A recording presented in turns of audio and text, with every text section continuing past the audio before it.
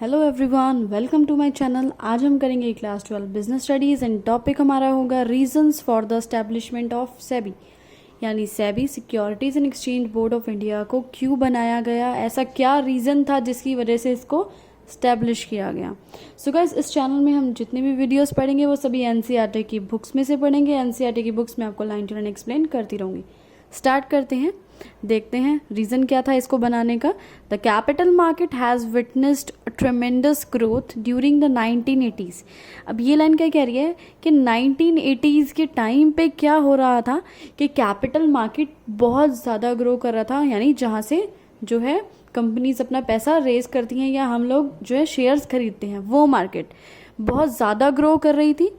Particularly by increasing participation of the public, यानी public जो है, जनरल पब्लिक, हम जैसे लोग जो है बहुत इंटरेस्ट ले रहे थे 1980s में कैपिटल मार्केट में। मतलब हम लोग इतना इंटरेस्ट ले रहे थे किस चीज़ में कि शेयर्स वगैरह हम खरीद रहे थे, हम पैसा इन्वेस्ट कर रहे थे कैपिटल मार्केट में।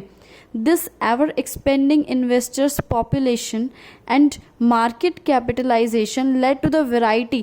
और ये जो population इतना बढ़ रहा था इन्वेस्टर्स का, यानी इन्वेस्टर्स जो इतने ज़्यादा बढ़ रहे थे कैपिटल मार्केट में, उसकी वजह से क्या हो रहा था, malpractices on the part of companies, brokers, merchant bankers, investment consultants and others involved in securities market. यानी सिक्योरिटीज़ मार्केट में, स्टॉक एक्सचेंज में जो भी अंदर के लोग थे, चाहे वो कोई ब्रोकर है हो, चाहे कोई कंपनी हो, चाहे कोई कंसल्टेंट हो, वो सभी लोग माल प्रैक्टिसेस कर रहे थे। ठीक है, मतलब फ्रॉड कर रहे थे किसके साथ, जनरल पब्लिक के साथ, हम लोगों के साथ। हमारा पैसे को उससे नुकसान पहुंच रहा था अपने बेनिफिट के लिए, चाहे ये गलत इन्फॉर्मेशन दे रहे हो या कोई भी गेम खेल रहे हो, बाकी जो नुकसान हो रहा था वो जनरल पब्लिक को हो रहा था, उनके पैसे को हो रहा था, क्योंकि फ्रॉड कर रहे थे ये सभी लोग।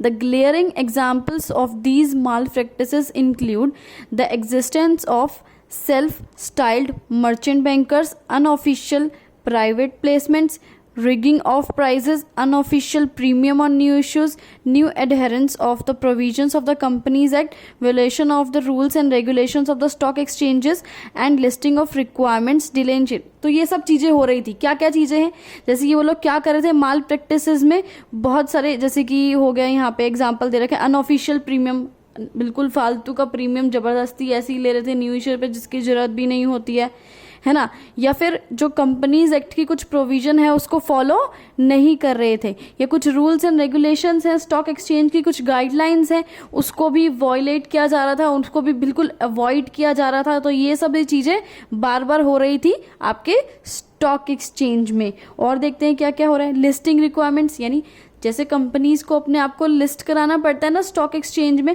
तो उस चीज़ को लेके भी गड़बड़ी करी जा रही थी। या फिर डिलीवरी ऑफ शेयर्स जो है डिले हो रहा था उसमें, यानी शेयर्स जो है अगर कोई जनरल पब्लिक खरीद रही थी तो उसको टाइमली वो शेयर्स जो है नहीं दिए जा रहे थे, लेट किया जा रहा था बहुत ज़्यादा।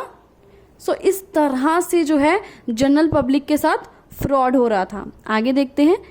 The government and the stock exchange were rather helpless in redressing the investors problem. अभी गवर्नमेंट भी कुछ नहीं कर पा रही थी, स्टॉक एक्सचेंज भी कुछ नहीं कर पा रहे थे, वो एकदम हेल्पलेस हो गए थे कि क्या करें, कैसे जो है इन्वेस्टर जो है उसकी प्रॉब्लम को सॉल्व करें या उनको कॉम्पेंसेशन दे, कुछ भी नहीं समझ आ रहा था, क्योंकि कोई प्रॉपर प्रोविजन था ही नहीं लेजिस्लेशन में, अपने कोई प्रोविजन था ही नहीं कि ऐसे फ्रॉड हो जाए तो कैसे कंपेंसेशन दिया जाए, कैसे इन सब चीज़ों से डील किया जाए। बहुत ज़्यादा दिक्कत हो रही थी जनरल पब्लिक को। ये सब लोग जो है बहुत बड़ी बड़ी गेम्स खेल रहे थे या फ्रॉड कर रहे थे जनरल पब्लिक के साथ। In the view of the above, the government of India decided to set up a separate regulatory body known as the securities and exchange board of India. अभी क्या हुआ फिर, ये सबको देखते हुए गवर्नमेंट हो गई बहुत ज़्यादा दुखी, सोच रही क्या करें अब।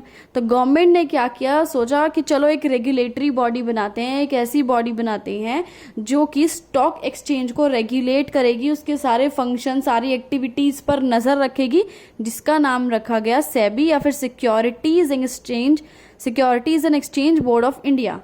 इसी के साथ आपका ये टॉपिक खत्म हुआ। Thanks for watching this video. Please like, share and subscribe.